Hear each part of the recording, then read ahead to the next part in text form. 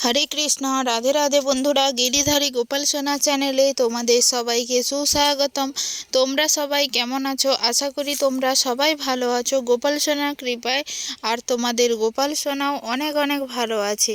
আজকে আমি তোমাদের সাথে শীতকালের সমস্ত রকম সবজি দিয়ে পাঁচমিশালি সবজি রান্না করে দেখাবো।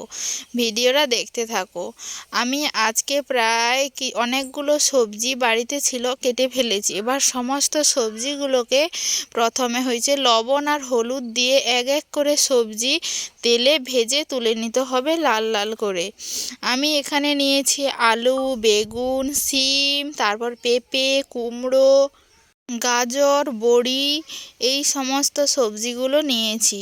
তোমরা এতে বরবটি কিংবা ঝিঙে এইগুলো যদি থাকে তাহলেও তোমরা কিন্তু এতে অ্যাড করতে পারো। শীতকালে এই পাঁচমিশালি সবজি সবারই খেতে ভালো লাগে, আর যদি একটু পাতলা করে ঝোল করা হয়। আর আমরা একটা কথা সবাই জানি যে কালো জিরে ফোড়নের তরকারি খেতে খুবই ভালো লাগে। আমি সমস্ত সবজিগুলোকে তেলে ভেজে রান্না করছি একটু সুস্বাদু হওয়ার জন্য, কিন্তু এটা যদি কোনো বাড়ির পেশেন্টের জন্য রান্না করা হয় তাহলে কিন্তু তোমরা এই সমস্ত সবজিগুলোকে তেলে ভাজার দরকার নেই।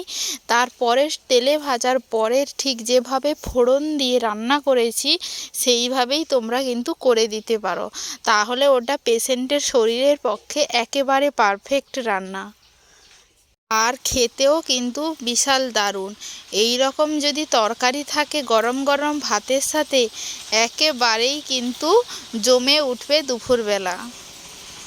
এই যে সমস্ত সবজিগুলো কিন্তু আমাদের বাগানেরই বেশিরভাগ সবজি। আর এই বাগানের তরতাজা সবজির তরকারি কেমন হবে সেটা তো তোমরা এখন থেকেই বুঝতে পারছো। আজকে হচ্ছে রবিবার দুপুরের গোপুসোনার সেবার জন্য এই সবজির তরকারি করছি, আর সাথে কুমড়ো ভাজা ভাত। আজকে ভগবানের ভোগের থালি হচ্ছে এইটাই। খুবই সিম্পলভাবে গোপুসোনার জন্য আজকে রান্না বান্না হচ্ছে। প্রত্যেক দিন একঘেয়েমি রান্না ভালো লাগে না, তাই প্রত্যেক দিন বিভিন্ন রকম সবজি, বিভিন্ন রকম তরকারি রান্না করলে মুখের স্বাদও অনেকটাই বদলে যায়।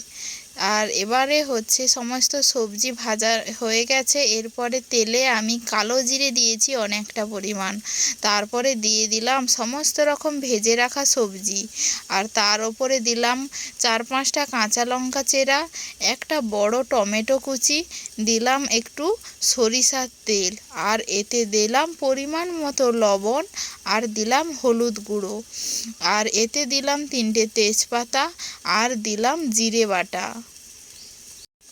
আমি কিন্তু এতে লঙ্কা গুঁড়া ব্যবহার করিনি, যেহেতু কাঁচা লঙ্কা চেরা দিয়েছি তাই জন্য আমি লঙ্কার গুঁড়ো ব্যবহার করিনি। এবার এই জিরে ফোড়নের সাথে সবজিগুলো ভালো করে ঢাকনা দিয়ে একটু ঢাকনা দিয়ে নেড়ে চড়ে ভালো করে কিন্তু কষিয়ে নিতে হবে। তরকারি যখন ভালোভাবে কষানো হয়ে যাবে তখন আমরা তরকারির ভিতরে দিয়ে দেব গরম জল।